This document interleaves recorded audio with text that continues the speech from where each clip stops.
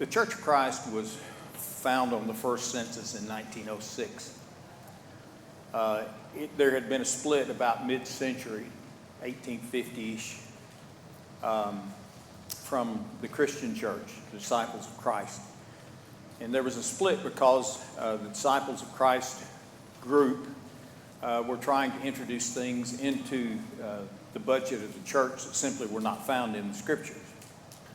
And there were those who were part of the Restoration movement and were still about 60 years out.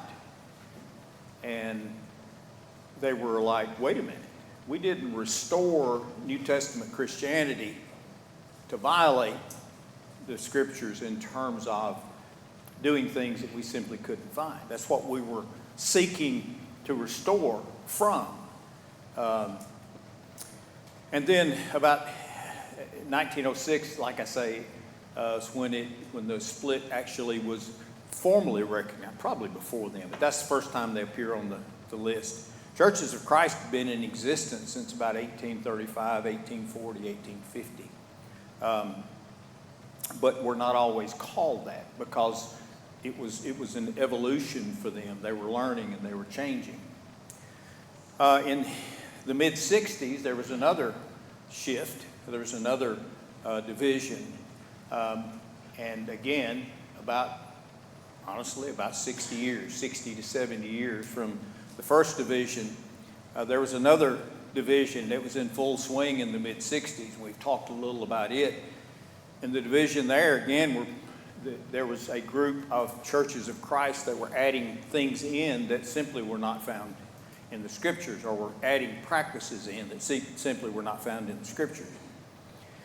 And I've mentioned that several times. But what is interesting is, guess what? 2025 is about 60 years.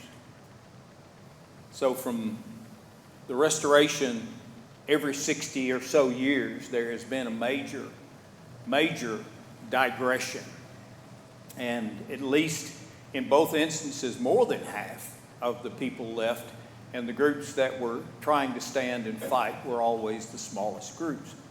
I'm not saying something's going to happen, but what I'm saying is, based on history, it's something that we should be concerned about. It's something that we should always be aware of.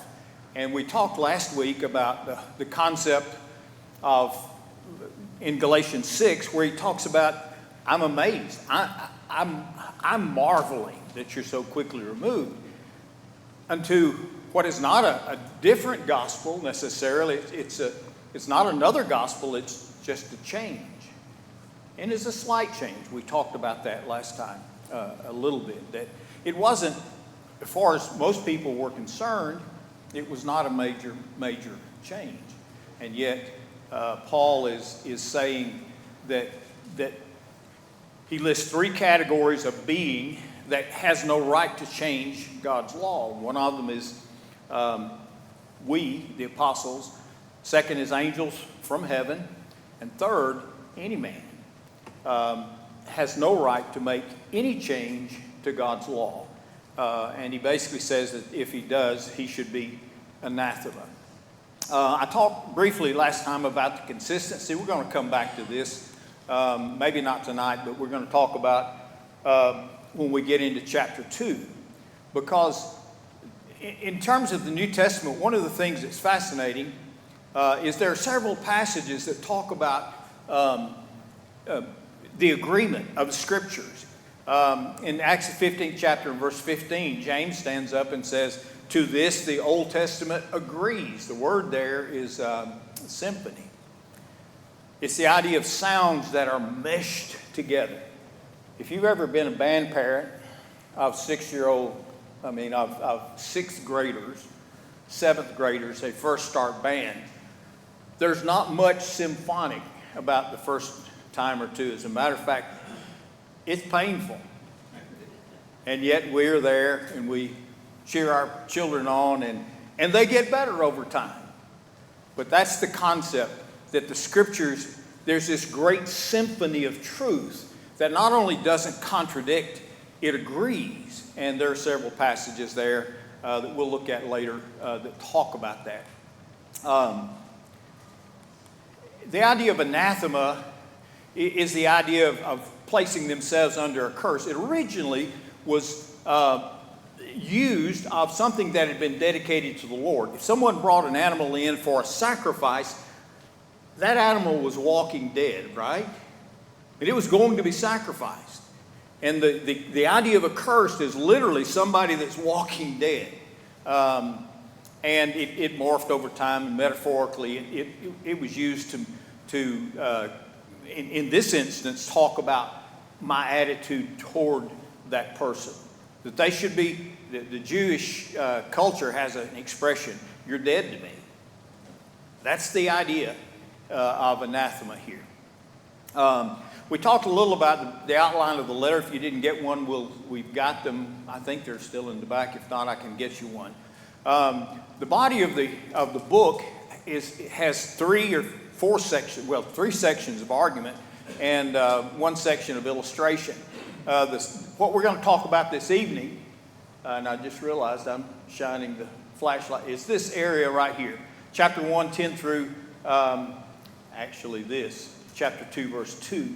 And it's the first section. Paul is basically indirectly making an argument about his apostleship. Last week we talked about the fact that there were often questions about his apostleship. We're going to talk about that a little this evening. And he's going to, the first section all the way through chapter 2, verse 21 is concerning his apostleship. And then the secondary argument that we're going to find is, again, doing the same thing, is he's actually making an argument to them, to the Galatian people. And then it's going to talk about the Holy Spirit, the promises to Abraham, the curse of the law, the righteousness, all of those things and how they all fit together in relationship to the old law and faith. And then he's going to use a couple of illustrations and draw a conclusion. All right, there we go. At the very beginning of the book, this is the first couple of verses there, first several verses. Paul starts, and we talked about this last week as well. Paul starts off by saying that I'm an apostle not from man and not through man. And we looked at both of the terms there. One of them, the apo, the first one, indicates the source. And basically what he's saying is, my message did not originate with man. And it didn't come through man. He's going to pick that up when we get into verse 11, where's the section that we're going to start this evening. He says, "For I would have you know, brethren, that the gospel that was preached by me is not man's gospel, for I did not receive it from man, nor was I taught it, but I received it through revelation of Jesus Christ." Again, the whole point of this is he's saying, what I'm teaching and what I taught from the beginning, he's going to say, did not originate from man. So basically, his argument, he states in this verse a proposition that he's going to prove. All right? He says, what I've got, my message, was not after man, was not according to man. I think that probably carries with it the idea of source. He says, I didn't receive it from man. I was not taught it by man. I mean, it's a redundant in essence. He's saying, you need to understand something. Nothing I have originated from man, and nobody taught it to me. That's his premise for his argument all the way through chapter 2. And it's important. He's going to say, everything I got was through revelation from God. It was through Jesus, and we'll talk about that in just a minute. In John the 14th chapter, verse 26, talking to the other apostles, he says that the Comforter would come and he would teach you all things. He would help them remember things. Paul was not in that category because he was not there. And again, in John the 16th chapter, verse 33, said he would guide you into all truth. In essence, what Paul is saying is, what I got, everything I got came from Christ. It was not from man. Paul's apostleship was different. We're all aware of that, right? He was not one of the 12. In Acts 1, when they began to look to replace Judas that had fallen, they laid out the criteria. And he basically says, someone that has accompanied us during the time that Jesus went in and out the whole time, beginning with the baptism of John, ending with the resurrection, and he also had to witness the resurrection. How many were there? There were 2 people out of 120. And by the way, that was all of the people on earth included, because nobody else met this criteria either. Paul did not meet this criteria. And it's important for us to understand that Paul's going to say, as a matter of fact, he says, I was born. God called me apart before I was born. Called me by his grace. He talks about his birth as being an untimely birth. That literally, the term is used of abortion. It's a violent birth. He's saying, I don't fit the mold. He goes on and talks about the fact that he was a chosen vessel. I want to spend just a moment talking about God's right to make choices. In Romans, the 9th chapter, verses 11 through 14, he makes the argument that God, because he is creator, has the right to make choices. Jacob and Esau is an illustration that he uses. And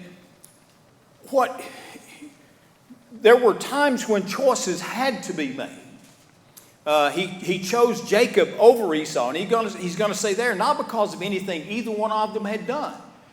He'd made that decision while they were still in the womb. The point is, in order to bring Christ, the lineage of Christ that he had promised Abraham, that he had promised Isaac, that he was going to promise Jacob, there were choices that had to be made. Isaac was not the only child that Abraham had. He was the child of promise. Here we've got Jacob and Esau were 2. A choice had to be made. And his point here is God has that right to make that choice. He's going to go on to say, I've got a right to make a choice of wicked people when I need a wicked person. Judas is a prime example of that. Pharaoh is a prime example of that. The second point here is that God has the right to make exceptions to his rules.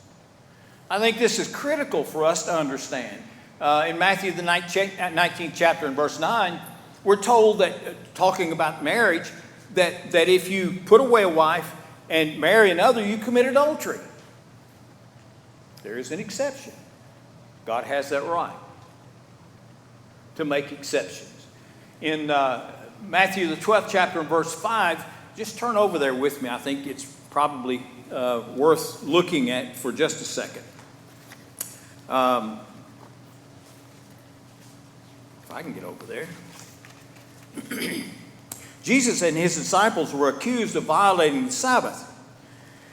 And what's important for us to understand is that while Jesus was on earth, he didn't have the right to make exceptions. Was he God? Yes, he was. The scriptures teach us that. He did not have the right to make exceptions to any law, including the Sabbath law. And he's going to make the argument here that God at times does make exceptions, but who has the right to make exceptions? God, the Father, and the Father alone. He's going to say in Matthew the 12th chapter that one of the illustrations he uses was the priests. And he says, verse 5, or have you not read the law that on the Sabbath day the priest in the temple profane the Sabbath and are guiltless? Why? Because God had made an exception. And what he had done is he had said, don't work on the Sabbath. What they did on the Sabbath, by anyone's definition, was work. They killed animals, they butchered animals, they built fires, they lifted the carcass. By any measure, it was work. Why were they guiltless? Because God had told them to do that specifically on the Sabbath, as well as other days. But he had specifically mentioned the Sabbath. So critical point that he's making here. Now, he does mention David, and sometimes we kind of want to say, well, he's saying there that God made an exception for David. That's not what he says. I'm not going to get into a long argument, but the priests were guiltless. That's not what he says about David's situation. He goes on to say, I am the Lord of the Sabbath. What's he saying? That he can make exceptions? Absolutely not. To make an exception to one of God's given laws was to violate that law for anyone, including Christ, the Son of God. He came to do his will, to do the Father's will. He even says, the words that I speak, they're not mine. While on earth, his job was to be the perfect sacrifice and to be offered, not to make exceptions to laws, to keep the law. And there are several passages you can look at there. But it's such a critical point for us, I think, to understand that God has the right to make exceptions. And what God says about Paul and what Paul says about himself there, he says, he set me apart before I was born. I can think of at least two other instances where that's true. You know, sometimes you read that and Paul says it and we kind of choke on it a little bit, but John the Baptist was chosen before he was born. I would venture a guess, or I would state that Samuel was chosen before he was born. I think there are other instances where God, because of the parenting and the parentage and understanding what this child would be taught, they were chosen for a specific purpose. And I think that's the only point Paul's making here. He's saying that God chose me, he showed himself to me, and he made me an apostle in the various saints. I didn't get what I got from them. He's going to continue with that argument. Sorry. Again, for I would have you know, brethren, that the gospel that was preached by me is not man's gospel. I did not receive it from man, nor was I taught it, but I received it through a revelation of Jesus Christ. For you have heard of my former life in Judaism, how I persecuted the church of God and tried to destroy it. And I asked the question there, all right, so why does Paul bring this up here? Well, let's see. Who was Paul? Who was Paul? Well, Paul was a Pharisee. He says, I was a Jew born in Tarsus in Cilicia. That's important. We'll see that in a few minutes as well. He says, I was brought up in this city. He's in Jerusalem. Educated at the feet of Gamaliel, according to the strict manner of the law of our fathers, being zealous for God, as all of you are this day. Acts 22, verse 3. Speaking before the Sanhedrin. Now, when Paul perceived that one part was Sadducees, the other Pharisees, he cried out to the council, brothers, I'm a Pharisee, a son of Pharisees. It is with respect to the hope of the resurrection of the dead that I am on trial. And then before Agrippa, who had a great deal of knowledge about the Jews, obviously, he's talking about his accusers. He said, they know who I am. They know that I was of the strictest party of our religion. I have lived as a Pharisee.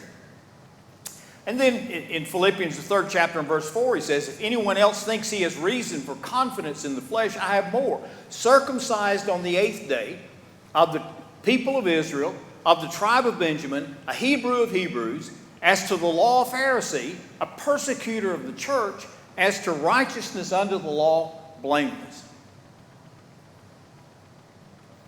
He gave it all up. because of the vision in Acts the 9th chapter. One other passage where he is in 2 Corinthians is arguing about his apostleship, a point that he didn't have to make to the Galatians. They had seen Paul. He had been among them. He says, I ought to be commended by you, not me commending myself to you. For I was not at all inferior to these chiefest apostles. I think it's ESV that says super apostles. He says, even though I am nothing, the signs of a true apostle were performed among you with the utmost patience, with signs and wonders and mighty works. What are the signs of a true apostle? In Acts the 8th chapter, Simon the sorcerer watched Paul lay hands and give, and what did he do? He tried to buy it. I want to buy the... He didn't want just the spiritual gifts. We talked about this when we were studying the book of Acts. He didn't just want the spiritual gifts. What did he want? He wanted to be a big chief. He wanted to be the guy handing them out. Because that would have raised him at least several notches higher than the people who were getting them. The signs of a true apostle, Acts the 19th chapter and verse 6, Paul laid hands on them and gave them gifts of the Holy Spirit. The people in Galatia had seen Paul. They'd seen him killed. Well, they left him for dead. And he gets up, walks away. They've seen him lay hands on people. Anyway, so why does Paul bring all this up? Well, and I've got a chart up there somewhere, but it's not showing. In Acts the 15th chapter, verse 15, I'll tell you why he talks about himself in relation to his past. Who had caused all the ruckus? I'll find it in just a second. Not 15, where it is. Yeah, verse 5, not 15. Acts 15, verse 5. Acts 15 is where they had the powwow in Jerusalem. But there arose up certain of the sect of the Pharisees who believed, saying, it is needful to circumcise them and to charge them to keep the law of Moses. Where did all this mess start? It's Pharisees. Why is Paul talking about, you know, why does he bring it up? Well, he brings it up, yeah, maybe that's it. I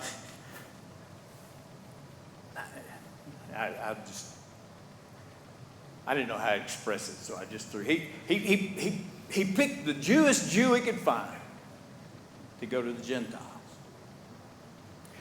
He was progressing far beyond many of his own age. He was a leader, both of the old and the young. He was in every sense a leader of the sect that's causing the problems.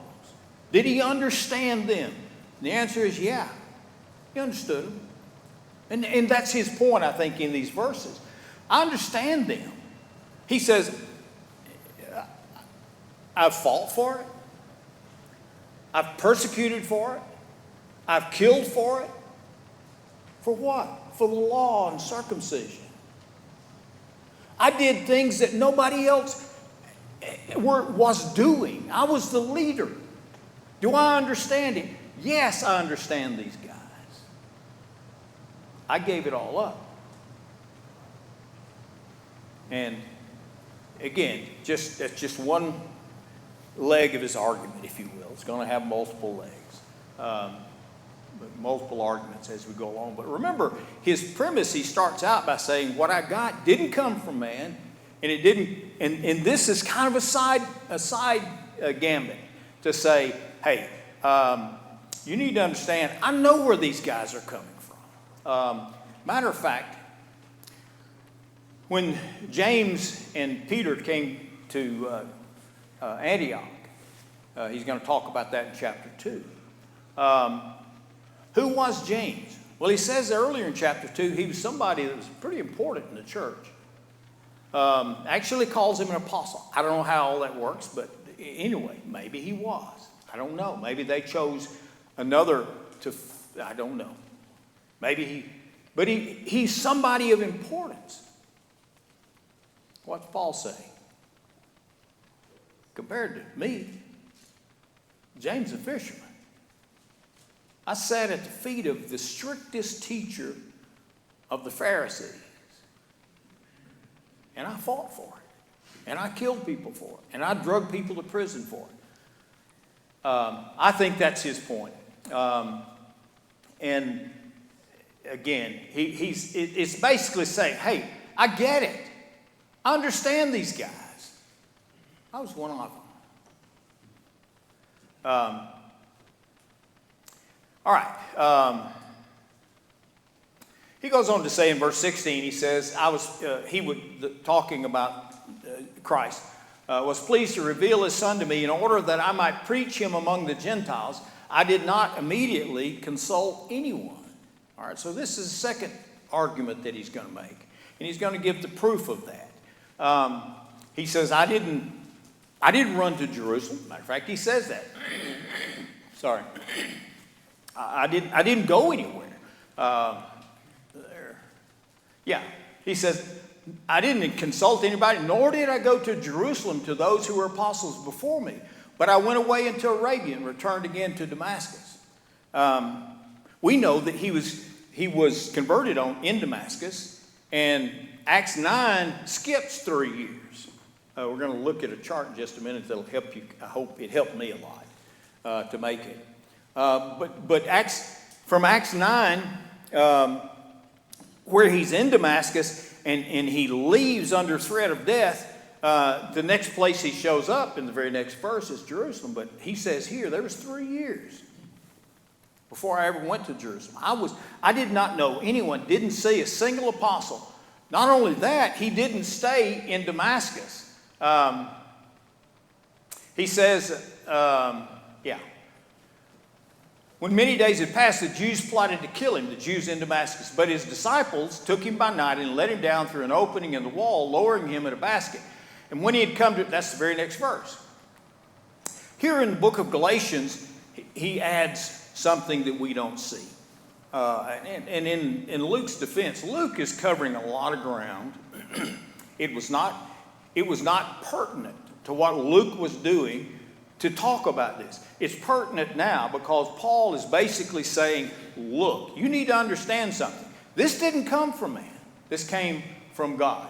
And here's how I can prove that. I didn't go down there. He says, after 3 years, I went away into Arabia. I don't know if I've got to, Damascus is way up here. Arabia is way down here. Paul apparently does not go to Jerusalem, bypasses Jerusalem, either going on the Jordan side or the Transjordan side, goes down here and stays some time in Arabia. Then he goes back to Damascus, and that's the point. Let's see if I can get back now. After 3 years, I went up to Jerusalem to visit Cephas, and remained with him 15 days. I saw none of the other apostles except James, the Lord brother. And he says, in what I'm writing to you before God, I do not lie. He says, then I went into the regions of Cilicia and Syria and Cilicia. I was still unknown to the persons in the church of Judea that are in Christ. I want to help, hopefully, kind of break these two things down, because it took a little bit of time to make the chart, but I'm visual, an extremely visual person. I have to see things. It helps me tremendously, and I hope it does you as well. In Acts 9, he goes from Damascus to Jerusalem. In Galatians, he says there were 3 whole years that pass, and he only spends 15 days. Well, in Acts 9, he says, first of all, the disciples were afraid of him. Barnabas vouches for him. It says that in verse 29 that he was going in and out among them. The Jews seek to kill him, and the brethren send him away. Apparently, when he talks about going in and out among the apostles, there were only 2 people that were leaders there that he spent time around. Apparently, he goes on to say, passage we just read, the average Christian didn't even know me by face. They were afraid of it. So apparently the going in and out had more to do with the apostles, the 2 apostles, than it did. The apostles didn't scatter initially, but you don't have to read very far in the book of Acts to realize that they were sent out to Syria, into Samaria and other areas as well. They spent a lot of time. Apparently there are only 2 men of import there when he goes and spends the 15 days. The Jews seek to kill him, and the brethren send him away. Well, in Acts 9, verse 30, it says that he was in Tarsus. Galatians 1:21 says he was in Syria and Cilicia. Where is Tarsus? It's a province of Cilicia. So that matches.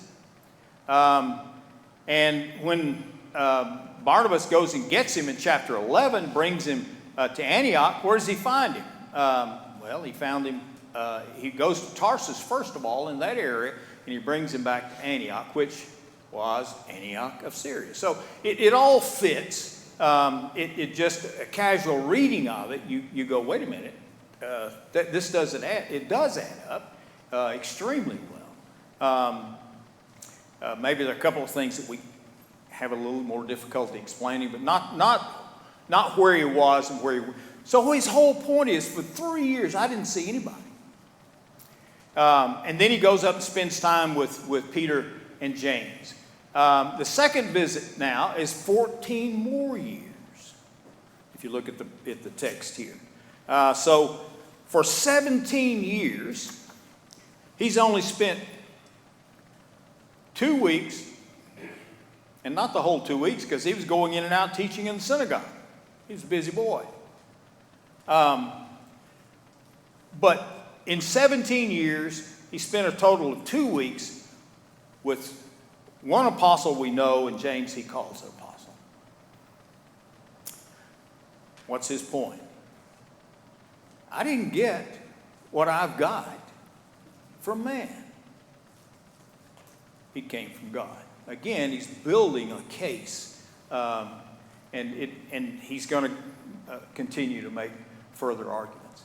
The second visit to Jerusalem was, as far as I can understand, it makes perfect sense to me, was in Acts the 11th chapter, when Agabus had prophesied that there's going to be famine, and the church at Antioch decided to send brethren there in relief, and they chose Barnabas and Saul, which is interesting because when you look at Galatians chapter 2, verse 2, how does he describe, how does he describe the reason he goes?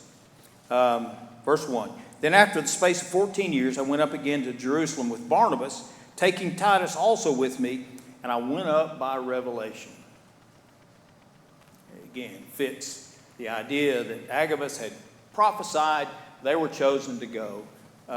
Maybe it's an additional revelation, but maybe he's just talking about the motivation or the revelation to Agabus that was responsible for them going to Jerusalem. So 17 years. He's been working among the churches. He's been preaching. He's been teaching. He's been baptizing people. He's been laying hands and giving spiritual gifts to people. His point is, nobody taught me this. I went to school for Gamaliel. I didn't go to school with Peter or James or the other apostles.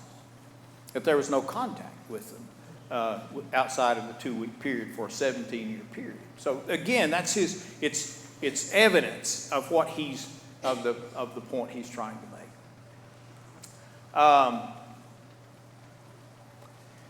In chapter 2 and verse 2, passage I mentioned just a moment ago, he says, I went up by revelation and set before them, though privately, this is 17 years after he's obeyed the gospel, though privately before those who seemed influential, the gospel that I had proclaimed among the Gentiles, in order to make sure I was not running or had not run in vain.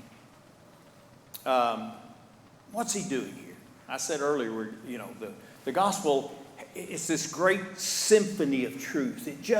It not only doesn't contradict, it just blends. And what he's doing here is essentially the same thing. He's taking what he knows, what he's been preaching, and he lays it before these men. He sets it alongside, in essence. That's not the meaning of the word, but he proclaims to them everything he's been teaching and preaching. And guess what he says? They didn't add anything. What specifically is under discussion in Galatians, although we've not even read the word yet? What specifically is under discussion in Galatians? Circumcision. What is the one thing they should have added when he laid it all out to them if it was truth? That's his point here. They didn't give me anything, including that the old law should be kept or that circumcision should be imposed upon the Gentiles. Again, a very critical point in his argumentation. So, I'm going to do something very unusual and open it up for a comment or two. I could go back and start on the charts we talked about earlier, but I can't cover them in 2 minutes. Any thoughts or comments? I know y'all are probably in here because you don't expect to have to make comments, right? No, I was thinking of the comment that you made about that God chose the Jewest of the Jews. I'm sorry. Y'all don't quote me on that. That's something I'm just trying. How do you say that? He's a Jew of Jew, a Hebrew. Yeah. Anyway, I'm sorry. Go ahead. No, yes, because I mean, it will make sense to, from the human standpoint of view, to choose somebody that has something very much in common with the people that you're going to be working with or that you're going to be reaching out to. But yet God does something completely unexpected. Exactly the opposite. He had nothing. Now, he'd grown up in Tarsus. But he had spent his entire youth at the feet of Gamaliel in Jerusalem. We don't know if his parents sent him. We know absolutely nothing about it. But that we do know that he spent his early life there. So he's not interacted. He's not interacted with Gentiles hardly at all once he left Tarsus. He's in the middle of the Jewest of Jewish places on earth. And he's at the foot of the chief Jew Pharisee. He has nothing in common with these people except he was lost. They're lost. And he's got a job to do. And he is so conscientious and dedicated to the job that God's given him. He gives his entire life to this. At some point you have to start culling charts, and one of the charts I culled was, I culled several actually, but just talking about the fact that because of who Paul was, he worked the hardest. He makes that point. I work harder than anybody. He suffered the most. And he was the most dedicated because he was trying to avenge the wrong that he did. He also uses that term. Thank y'all. I appreciate it.